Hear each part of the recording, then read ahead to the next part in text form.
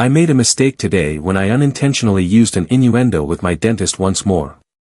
I am a 32-year-old woman who, because to my stupidity, can never return to my new dentist after 2 visits. My dentist is a kind and competent man. Before he made some harmless remark about us being strangers, our first appointment was going quite well. I said, "Oh, you are not a stranger," right away. "For 20 minutes, you have been in my mouth." Making an insinuation was not my intention. Even though he was obviously nervous and his cheeks flushed, he carried on as if he were a professional, and we were both undoubtedly relieved when the appointment was finished. Today was my second visit to the dentist. In fact, I mentally readied myself to be a perfect patient who said nothing strange. "Many thanks." After about 5 minutes of working in my mouth, he began to act particularly uneasy or something. He was breathing a bit more heavily and had a crimson face. I was a little perplexed and worried. For example, how could I have made him feel ashamed this time? I had not said much. He continued to work there, and I became aware of what was going on.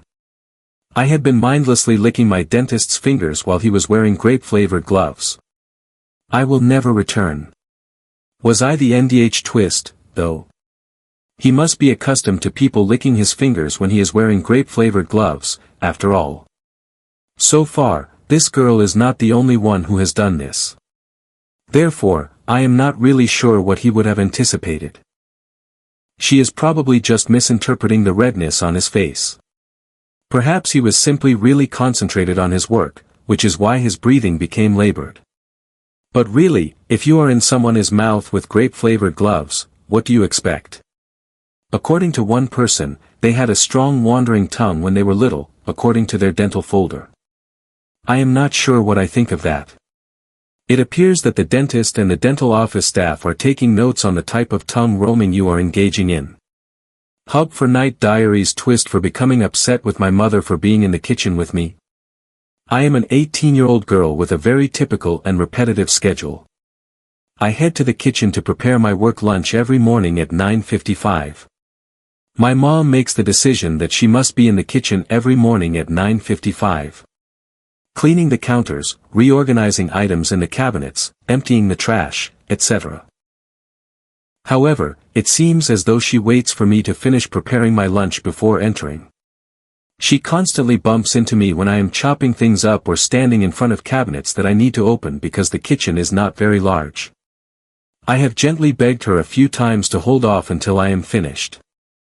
She got upset with me for giving her directions in her own home, even though I just take 10 minutes at most. She came in to wash the dishes yesterday while I was chopping veggies, and I ended up knocking into her while I was wielding the knife. My finger sustained a minor cut at the surface. It was not horrible, really, but I was so mad at her that I yelled, "Maybe this would not have happened if you did not insist on being my personal backpack every morning." My sister is supporting me, but my parents are calling me the NDH twist for yelling at her in this manner. I regret being impolite, but I also believe that I was partially justified in doing so. So, Hub twist from Night Diaries. I understand her frustration, perhaps not to the extent that she yelled at her, but perhaps the mother simply views this as an opportunity to spend time with her. Perhaps she simply sees that as a means for them to bond without actually bonding, even if they do not talk, and she is just not expressing it verbally. Since this 955 thing might also be a really strange coincidence, someone proposed a small experiment in which the OP would go into the kitchen earlier, perhaps at 9:30 a.m., to pack your lunch. If she makes an extra effort to arrive even earlier, you can be sure that she is attempting to arrive at the same time. She really gave it a try, and it turns out that the mother always follows her in at the same moment, regardless of when she enters. Someone advised that since she always follows you into the kitchen, you try to psych her out by telling her she can have the kitchen at 8:30 and to let you know when she is finished. That way, as you wait for her to finish, you may go about getting ready for work. Many of these appear to be extremely complex fixes for rather straightforward problems. Let me know what you guys would do if this were you, and whether she was the NDH twist or not. I believe that simply speaking with her and trying to understand what is going on would probably be the first step in this situation. Hub for Night Diaries. My brother, whom our parents had previously shunned, informed my now ex-fiancé that I had cheated 10 years ago, so why was he kicked out? For comparison, I am 27, my brother David is 20, and my now ex-fiancé Alexander is 29. In addition, as the title already states, my brother was expelled when he was 17 after our parents snooped through his phone and discovered he was gay. Last weekend, David had his pals over for his birthday, and they all played games and drank. His friends were all in the 19 to 23 age range. David asked if Alexander and I wanted to accompany them, just as we were ready to leave to give them a spot of their own. I said, I am a little too old to be playing drinking games, but he persisted, and Alexander decided it would be entertaining to pretend to be college students once more. After we were all somewhat inebriated, David thought of playing Never Have I Ever. After a few rounds, the phrase, "Never have I ever cheated," appeared. This is an excellent opportunity to point out that Alexander is adamantly opposed to cheating. He was emotionally damaged by his ex-fiancée's infidelity, and like many naive, immature 17-year-olds, I cheated on my 5-month boyfriend. He realized it was a foolish error and, naturally, called it quits. It was nearly 10 years ago. I have clearly learnt my lesson, looked back on that period of time with shame, and have not cheated since. My brother, who is aware of this, said, "Hey sis, what the hell, you know you cheated on, insert X's name here, you have to drink to that," when I abstained from alcohol. After pausing to look at me and then at himself, my lover simply left the room. I attempted to explain that it was just a foolish adolescent error, but he refused to listen and we broke up right away. I am numb. I am devastated. He was everything to me, and I am still not just how I will cope. David made an effort to apologize, but all I can feel is emptiness and grief. I served him with an eviction notice this morning. He pleaded with me to stay, saying that he did not mean to destroy our relationship and that he simply did not think before speaking. He destroyed my life, and I simply cannot look at him at the moment. I am devastated since I reared him and treated him like my own. Am I being irrational? The hub twist of Night Diaries. All of this is terrible. She is obviously upset that her brother betrayed her trust when she did not want him to say this about her past, but the odd thing is that if she had known that her fiancé had a history of cheating and that she had openly engaged in this kind of cheating in the past, even if it was a long time ago, it probably would have helped if it had been brought up, or at least discussed, to show the context of it, that she believed she was a child at the time, or, as she put it, a teenager, and that she is completely different now, rather than burying it away. Which may not have been the goal, but that is how it turned out in this case. It was actually mentioned that the fiancé was the NDH twist in the situation, or at least the biggest one. They said, "I know that pain all too well, having been hurt by cheating in the past, but he is holding a mistake you made as a teenager against you. Breaking up an engagement over something you did 10 years ago is excessive. If you are being sincere, you never cheated on him, you have never given any sign that you did, and the relationship was otherwise rewarding. In addition, I do not think it is a very good idea to end things abruptly without having the opportunity to discuss it or listen to her side of the story." Regarding her brother, the OP went a bit further, stating that she is aware that he did not mean to harm her, but that he does not always believe that she loves him and wants to forgive him. However, whenever she looks at him, she only sees sadness and anger. It actually comes down to what I mentioned earlier, though, which is that she chose not to bring up this egregious and obvious cheating in the past even though she knew he would not allow any more of it. In this instance, she did not tell the complete truth, which is still a lie because it is not the truth, even though she did not tell a straight lie. Another positive aspect of the circumstance was that Alexander, the boyfriend or ex-fiancé in this case, was likely startled by it all twice. First, he discovered that she had cheated on him in a significant way, and second, she had kept it a secret from him. If she simply neglected to mention it, it is a double whammy right out of the gate, and that is presuming she did not outright lie to him about it. Given the complexity of this circumstance, who do you believe to be the NDH twist in this case?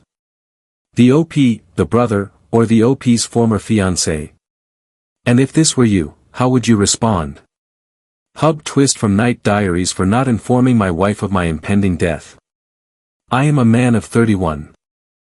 I have had a medical problem for the past 16 years that necessitates regular doctor's appointments and ongoing medication. It had always been estimated that I would live to be between 51 and 61. A recent issue, however, has reduced that to 12 months, or at most 16 months. My condition should start to deteriorate significantly in 10 months or so. I will basically be living in the hospital after a year. I have been married for 5 years, have no children, and have not had the courage to break the news to my wife. I have no idea how. We never imagined it would happen this quickly, but we always knew I would pass away before my time. I do not want my final year to be filled with concerns about imminent disaster, even though I know I should warn my wife. Although my wife and I have long discussed moving overseas, possibly to Australia, we have never had the time or resources to do so. I have been accumulating money for graduate school, but right now I do not see any need for it. Here's what I had in mind. Use a portion of that money to treat my wife to a few months in Australia and spend quality time with her. She has a job that she can easily locate anyplace, and I have a career that allows me to work remotely from anywhere. We can spend our time together while working part-time. I shall tell her the news when we return, or perhaps at the end of it. I just do not want to be reminded of my death all the time, ruining our trip. My spouse is extremely emotional, to the extent that I feel as though she will be sobbing every day and not having fun.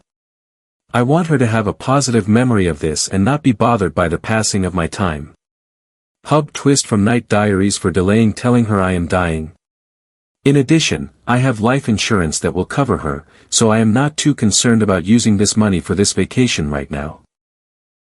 Along with premised birthday cards and other items for her to have, I also intend to discuss with her the possibility of a sperm bank in the event that she chooses she wants my children in the future. People are divided on this story, perhaps more so than on most of the tales we have ever done, and it sounds really depressing. It seems clear that telling his wife is the only appropriate thing to do, but from his perspective, he does not want to ruin that final year of happiness for her or perhaps even for himself, since if he knows that she is continually thinking about his death, then, perhaps, he will not be able to live out his final year as he desires. On the other hand, what a terrible way to learn at the last minute that your husband knew he was going to die and kept it a secret from you until it was almost time for him to pass away. Furthermore, it seems odd that she would wish to have his children after learning that he is already deceased. Perhaps there is someone out there who would desire that, but I do not think most people would want that alternative, where you are sure to be raising those children without the person by your side. Perhaps, however, they have discussed that, and for some reason, that is what she desires. He did, however, make sure to include that portion of it in addition to the life insurance portion.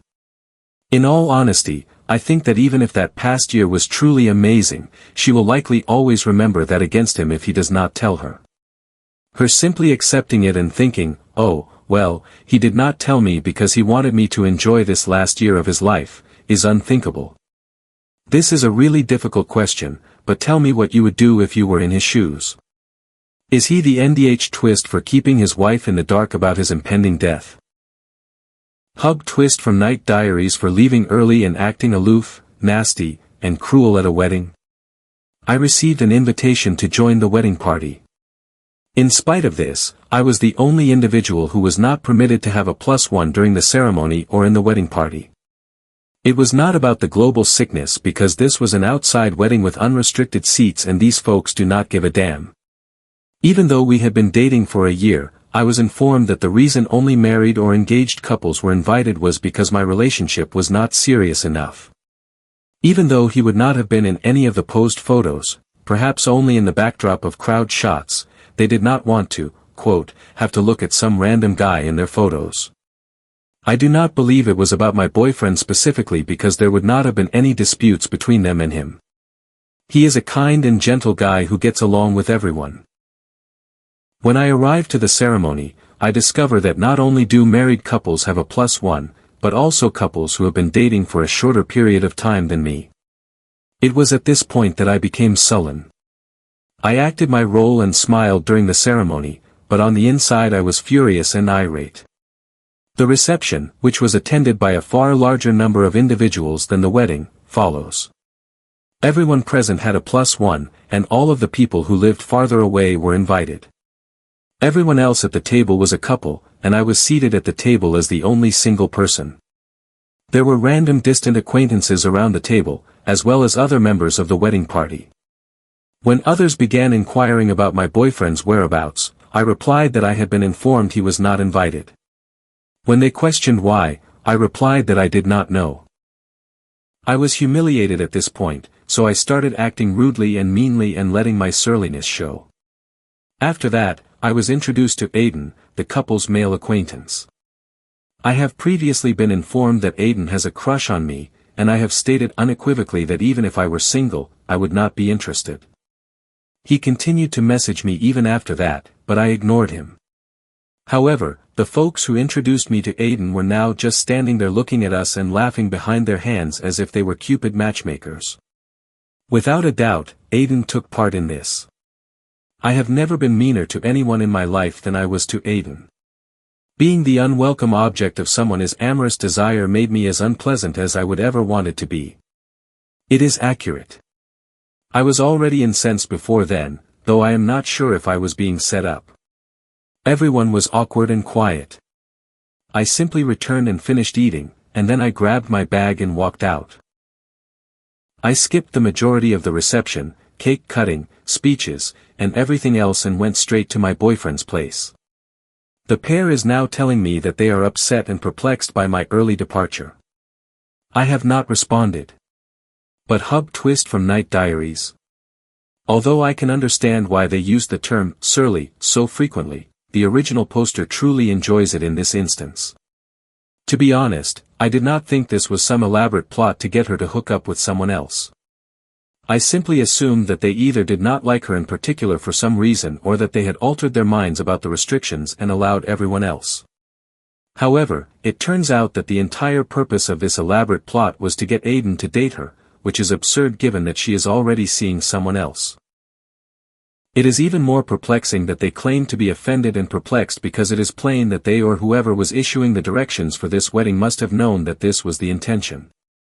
The OP stated that she is still furious over the whole situation, even though many people are advising her to cut them out of her life. She wished she had urged them to leave as soon as they contacted her boyfriend, someone she would never see again. She claims that her relationship is one of the most significant aspects of her life and that she values her partner greatly. Someone replied, which, given that they did not want a random guy in their pictures, I think is amusing. However, when they look back on them later in life, they are forced to view pictures of a random girl they are no longer friends with. What would you do if you were invited to a wedding but were denied the opportunity to bring your significant other, all in an attempt to induce you to hook up with someone else?